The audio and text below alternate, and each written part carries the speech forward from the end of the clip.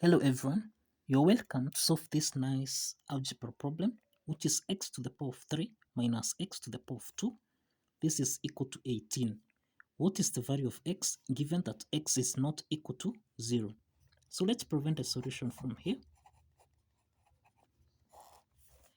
We have x to the power of 3 minus x to the power of 2. This is equal to 18.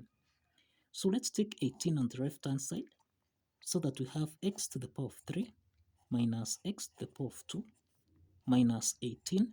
This is equal to 0. So we have x to the power of 3 minus x to the power of 2, subtract 18. We can express 18 as 27 minus 9. This is equal to 0. So we have x to the power of 3 minus x to the power of 2, subtract 27, which is 3 to the power of 3. Then minus times minus 9, this becomes plus 9, which is 3 to the power of 2. This is equal to 0. So we have x to the power of 3 and 3 to the power of 3. So this implies we have x to the power of 3 minus 3 to the power of 3. Subtract x to the power of 2 from here, plus 3 to the power of 2. This is equal to 0. So we have x to the power of 3 minus 3 to the power of 3. Subtract. Now we can express this as x to the power of 2 minus 3 to the power of 2. Cross the parentheses. This is equal to 0. We have two parts here. The first part is the difference of two cubes expressed as a to the power of 3 minus b to the power of 3. And the second part here is the difference of two squares expressed as a squared minus b squared. From the first part here, a to the power 3 minus b to the power 3.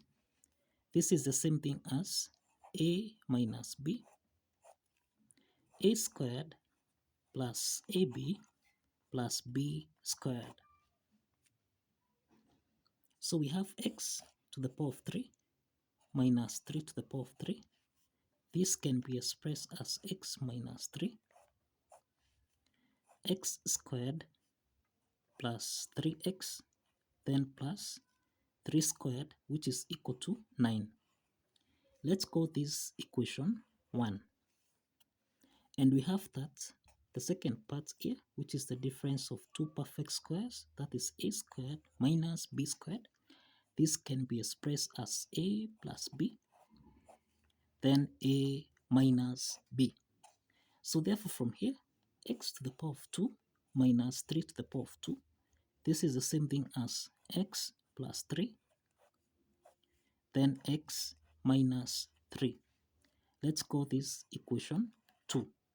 So let's combine equation 1 and equation 2 from here.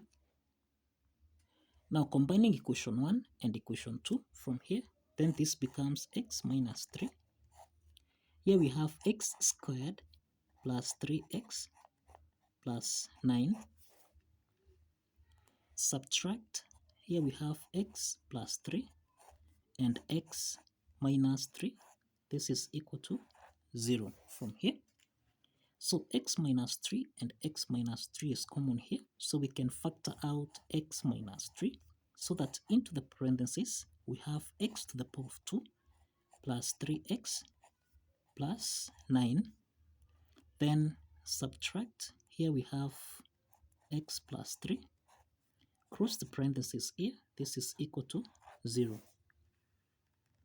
So here we have x minus 3, then x squared, then plus 3x plus 9, then subtract x from here, then minus times plus 3, this is minus 3, close the parentheses, this is equal to 0. So we have x minus 3 into the parentheses, this is x to the power of 2 plus 3x minus x, this is plus 2x, then 9 minus 3, this is plus 6, close the parentheses, this is equal to 0. So we have two parts here. The first part is x minus 3, this is equal to 0. The second part here is x to the power of 2 plus 2x plus 6. This is equal to 0. From the first part here, we have that x1 is equal to 3, which is a real solution in this case. And the second part here is a quadratic equation of the form ax squared plus bx plus c. This is equal to 0. From this quadratic equation, a is equal to 1, b is equal to 2, and that c is equal to 6. So let's solve for x2, x3 by applying the quadratic formula, which is minus b plus or minus the square root of b squared minus 4ac, everything here, divided by 2 times a. So substituting the value of a, b, and c from here, so we have minus 2 plus or minus the square root of b squared here, this is 2 to the power of 2 minus 4 times a, which is 1, then times c, which is 6. Everything here divided by 2 times 1. So here we have minus 2 plus or minus the square root of 2 squared, this is 4, subtract 6 times 4, this is equal to 24, divided by 2. So this follows that here we have minus 2 plus or minus the square root of 4 minus 24, this is minus 20, everything here divided by 2. Now here we have x2, x3 is equal to minus 2 plus or minus the square root of minus 20 over 2.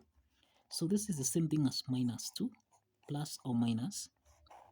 We can express the square root of minus 20 as 4 times 5 times minus 1 over 2.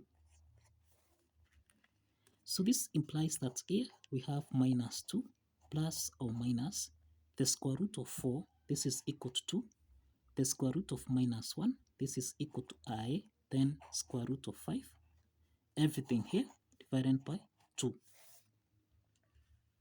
So the next step from here, 2 is common here, we can factor out 2, so that now here we have minus 1 plus or minus I square root of 5, cross the parentheses, divided by 2, and this implies that 2 and 2 simplifies, so that now here we have minus 1 plus or minus I square root of 5. So we have that x2 is equal to minus 1 plus I square root of 5. And we have that x3 is equal to minus 1 minus I square root of 5. These are two complex solutions. These are two complex solutions for this algebra problem. These are two complex solutions. And only one real solution, which is x1, and this is equal to 3. x1 is equal to 3. So the next step is to verify. So let's verify here. Let's verify. We have that x to the power of 3 minus x to the power of 2. This should give us a value of 18. So x is 3, so we have 3 to the power of 3, subtract 3 to the power of 2. This should give us a value of 18 from here. So 3 to the power of 3, this is equal to 27, minus 3 to the power of 2, this is equal to 9. This should give us a value of 18 from here. So 27 minus 9, this is equal to 18, and this is equal to 18. So this implies that the left hand side is equal to the right hand side. And this implies that we have two complex solutions and only one real solution for this algebra problem. So kindly don't forget the steps.